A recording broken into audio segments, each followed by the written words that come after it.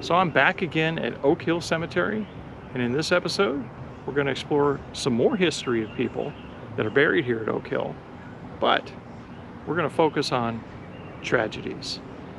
So come along.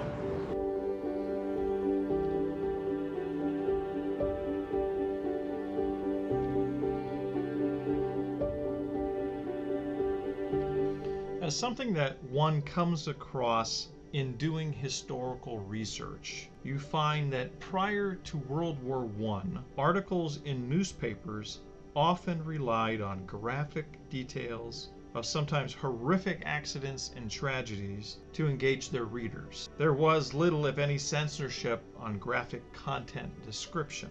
Sometimes these details were exaggerated, but often they were chillingly accurate. So a word of caution to the viewer, as I will try to temper some of the descriptive details in the events that we're going to cover here, but at the same time, I'm going to try to keep a balance by relaying what was reported as having happened. As many have said before, not all events in history are filled with sunshine. Darkness always finds its way even into the brightest lives. Nevertheless, with many of these stories, the tragedies which befell that individual was unique to the time period, and in others, these types of incidents are still common to present day. Thus, I've chosen to limit the stories that I'm going to tell you here to events that happened prior to 1950. Out of respect for surviving relatives and families in present day. I've also chosen to not include some of the larger and more well-known tragic stories like the suicide of C.W. Post and the fire that burned down the sanitarium, as I intend to feature those in other independent videos on those subjects. And instead, this video is going to concentrate on some lesser-known stories that were tragic in their own right. John Meacham was a man that I featured in one of my first videos on Oak Hill Cemetery. He was born of Quaker heritage in Philadelphia County, Pennsylvania on October 25th, 1807, and he was roughly 74 years old at the time of his death. He came to Michigan in 1835, and he witnessed a lot of the growth and development of Battle Creek, from it being an unbroken wilderness to a prosperous community. He had learned the skill of land surveying when he worked out east, and so when he came to Michigan, he took part in helping to survey properties and land. He became sort of a self-taught attorney. They described him as, although never regularly educated as a lawyer, he had acquired a large store of legal knowledge and was much sought after and trusted as an advisor and counselor, and especially with questions pertaining to land and property. He spent a lot of time at the land office in Kalamazoo doing research, and he kind of made the place his headquarters, helping himself acquire property as well as other surrounding families looking for farms. John Meacham was the Battle Creek pioneer who donated the city's second park, Prospect Park, which is still in the community today. At one point, he was elected as the county clerk. He was generally considered an exemplary member of the community and an honorable and conscientious citizen.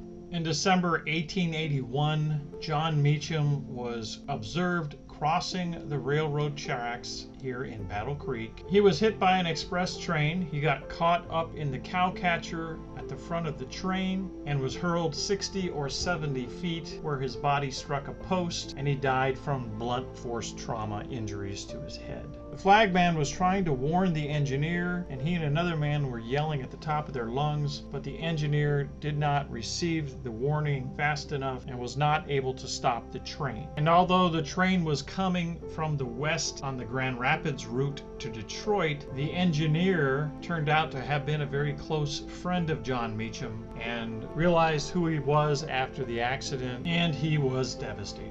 Later, an inquest was held, and the rendered verdict was, quote, "The deceased accidentally, casually, and by misfortune came to his death and not otherwise." So they basically ruled it was an accident. He wasn't paying attention, was headed to an appointment of some sort in town. They suspect he was headed to his doctor's appointment or visiting an old friend. So he's the first story that I'm sharing today. So considering that Edison had just patented the light bulb in 1880, 1 year before this incident, it's unlikely that this train had incandescent lighting on it of any sort at the time, much less train horns or any other type of safety equipment that we are accustomed to today, which is why they mention in the article there was a signalman. He was probably standing waving a flag or a lantern, which is how railway signaling was done during that time period. So his death impacted the community from the loss of what they considered to be a well-respected and prominent citizen.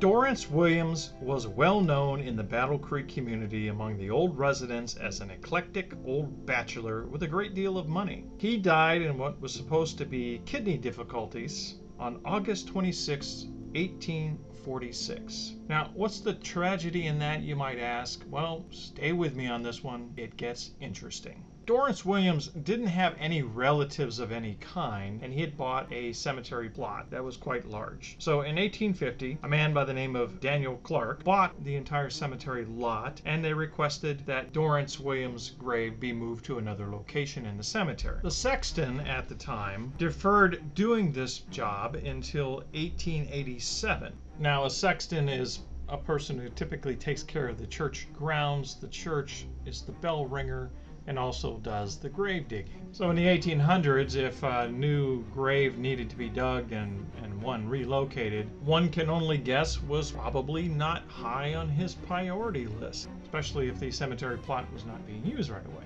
When he dug up the remains, what they found was that the body of Dorrence Williams was turned over from the way it was originally laid, and the knees were brought up under the chest, clear to the chin. It was a position of real desperation, such as a person would assume in the dread despair that must have come to him when he realized the true nature of his frightful situation. It was in their undoubted opinion at the time that Dorrence Williams had been buried alive. Now, as early as 1829, a doctor by the name of Johann Gottfried Taberger designed a system using a bell which would alert the cemetery night watchman. The corpse would have a string tied around his hands, head, and feet, and a string would be run up a tube through the ground to a bell that was in a housing that would prevent accidental ringing. So if they heard bells ringing, they would be alerted to the fact that they had accidentally buried somebody alive. These inventions were called safety coffins. Evidently, at Oak Hill Cemetery, this practice was not in use at the time. Now, throughout history, there are many cases of people waking up in morgues, even to present day, but the fear of premature burial kind of went away in the 18th century, or more exactly with the introduction of embalming. But let's move on to a different story. Cassius Upton was a long-time resident of Battle Creek. He moved to Chicago at one point. He was a businessman working with a Boston art publication, and then later in 1902 he's referenced as going to New York to represent the International Art Company. Prior to that, there's references of him trying to raise stock money to open a chewing gum and cigarette factory. There was also another in 1893 reference to him trying to establish a factory to manufacture electronic telephone switchboards in Battle Creek. He could probably be best described as more of a venture capitalist during that era. Even though he worked in Chicago, he frequently visited Battle Creek even after he had moved there because he had a sister and a mother that was here and lots of close personal friends. Tragically, in 1903, Cassius Upton was crossing the State Street in Chicago and was killed by a cable car, which we often refer to as trolley cars. As an ironic twist of fate, Battle Creek had a cable car that ran up and down Upton Avenue. And here's a photo. When Cassius was killed, he left behind 5 children and a wife. The children were very young at the time. His son Louis worked for the Edison Commonwealth Company in Chicago, and in 1911 went into business with Cassius's brother Emery Upton. In Benton Harbor, Michigan, and they formed a company called the Upton Machinery Company. They were soon joined by other members of the family and began making electric washing machines. The Upton Machinery Company later became the 1900 Corporation and is now known as Whirlpool. So I guess you could say that part of the tragedy of this story is not only that he died prematurely from an unusual accident, but that he also did not live to see the success that his children or the success that other members of his family had with the Upton Machinery Company, which eventually became Whirlpool. This next story is a holiday tragedy that shook the community in its day. On Christmas Eve, 1939, Katherine Yeric, 24 years old, Anna Yeric, 18 years old, were being driven by Samuel Medic in their own father's car, along with another boy by the name of Dushan. They had gone to the High-Low Club in Battle Creek, probably had some drinks, and then they had gone to another tavern, which appears to have been over in the direction of Marshall. And on the way back from the second tavern on US 12, a mile east of Marshall, at a little after 2 a.m. on Christmas Day, Samuel apparently drifted off the road, swerved to try to get back on the road, and the car flipped over and rolled several times down a hill. Must have been icy and snowy conditions based on the photos. And Katherine Yeric and Samuel were thrown from the vehicle. Katherine was killed instantly at the scene. Samuel died about an hour later in the hospital. Anna also had a concussion. She went to the hospital and she appears to have hung on until about midnight on Christmas Day and eventually succumbed to her injuries. The only survivor was the other boy named Dushan, who had been asleep in the back seat, and he had very little recollection of what actually transpired. He gave some details about going to the High-Low Club and the second tavern, and he doesn't remember much about the accident beyond that. So the two sisters, who had both gone to Lakeview High School and had even been bridesmaids in their other sister's wedding earlier that year, died essentially on Christmas Day, which was a tragedy to their whole family and probably very devastating to the community. They are buried side by side with an adjoining headstone that indicates they are two sisters. During World War II, John Glover Bennett enlisted in the U.S. Army on February 1942, rising from private to lieutenant in the Transportation Corps. He served on New Guinea in the Pacific. He also served in the Philippines and on the Luzon Islands. He received the Bronze Star Medal, and when he returned home from the war, he began working for the Grand Trunk Railroad. In fact, he had worked for the Grand Trunk Railroad years before World War II. He had begun working for the railroad in 1929, starting out in the machine shop. Later, he was a fireman and was in training to be an engineer when he went off to the war. He was rated as a brakeman in 1935 and remained in that role throughout the war. In 1947, he received his classification as an engineer, but was still working as a brakeman. At the time of his death, he'd been with the railroad for 14 years. In 1948, two Grand Trunk freight trains collided near Battle Creek on US 12. Damaging the US 12 bridge and killing 3 men. John Glover Bennett was one of them. Witnesses described seeing a column of smoke that could be seen for miles. The tragedy of this accident impacted Battle Creek and the regional communities for years. At the beginning of this video, I mentioned that I was going to keep the storyline content to World War II and prior. I'm making one exception with this story because from all accounts in research, there are no surviving relatives of this man. And it is a story of both mystery and tragedy that is interwoven into the history of Battle Creek, so I felt it necessary to include it. Ray Turner was an educated man, having attended Drew University in Madison, New Jersey, but he did not complete his studies for his degree. He worked for radio stations in Philadelphia as an actor and producer during his college days, and during World War II, he was a second lieutenant, first in the Army and then in the Army Air Corps, because he had a private pilot's license. In 1955, Ray Turner arrived in Battle Creek and became program director for WBCK.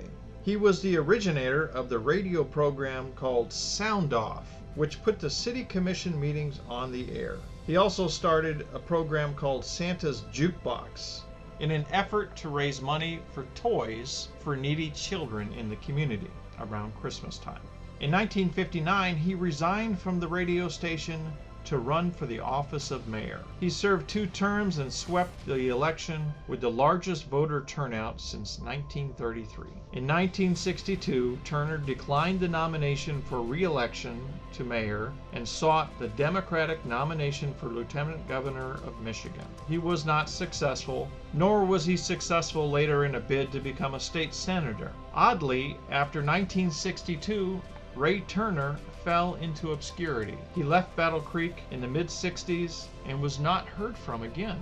In 1978, in Vincennes, Indiana, in a seedy motel, a man named Don Davis suffered a heart attack. Taken to the Good Samaritan Hospital, Don Davis died and his body lay in a funeral home unclaimed, doomed to a pauper's burial, as no one knew who he was. A search through his wallet disclosed a Social Security card and an expired driver's license issued to the name of Raymond Turner.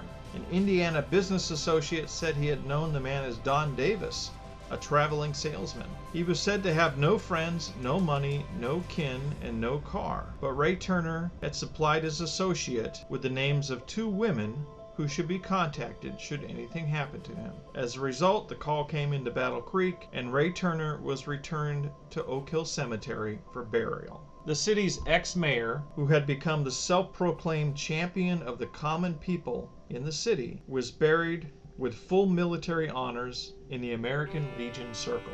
The great tragedy here was that a man who was so loved by his community, perhaps struggling with his own inner demons, decided to spend 2 decades in obscurity and died alone, adopting a new identity and choosing a path of existence that was polar opposite from his larger-than-life persona he was previously known for. He was buried in 1978, and for 5 years, a mysterious woman would place a blanket of flowers on his grave. That stopped after 1983. Is still a bit of an enigma in the annals of Battle Creek history, and he's the mayor that Battle Creek would never forget.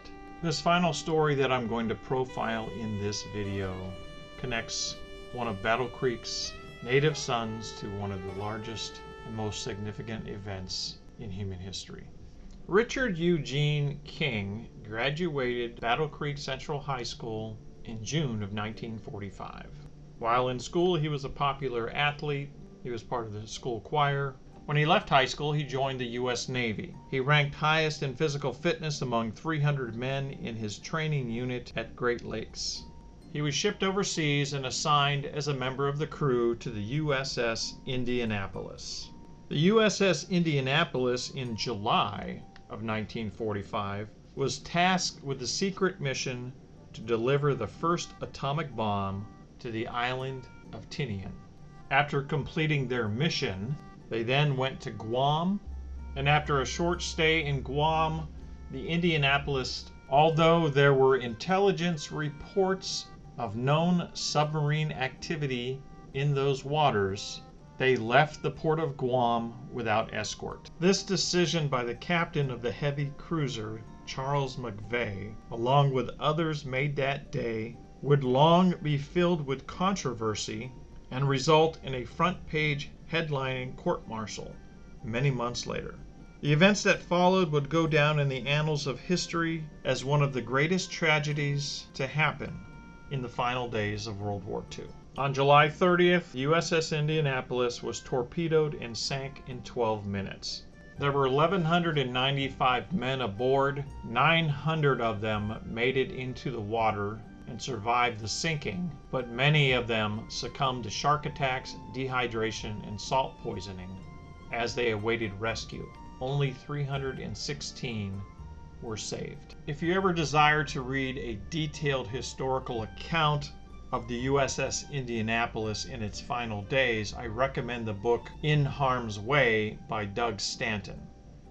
The story of the USS Indianapolis first received mention in cinema in Steven Spielberg's 1975 classic Jaws, where one of the characters by the name of Quint relays a story of his experiences during the sinking. And then, of course, in 2016, the movie USS Indianapolis Men of Courage, featuring Nicolas Cage, also came out, telling a more detailed account of the story. It is not known whether Richard King died in the torpedo blast, went down with the ship, or made it into the water and succumbed to the hardships of trying to survive before they were rescued. He has a marker at the Legion Circle in Oak Hill Cemetery, and he will forever be tied with this very unique chapter in history that changed the course of human events, although his own ending was a tragic one. Just a week later, on August 6th, the United States dropped the atomic bomb on Hiroshima. And a few days later, on August 9th, on Nagasaki. The Empire of Japan finally surrendered on September 2nd, 1945, thereby ending World War II. And the world entered the atomic age. So that's going to do it for today's journey through Oak Hill Cemetery, looking at some of the tragedies. I hope you found something interesting in the stories.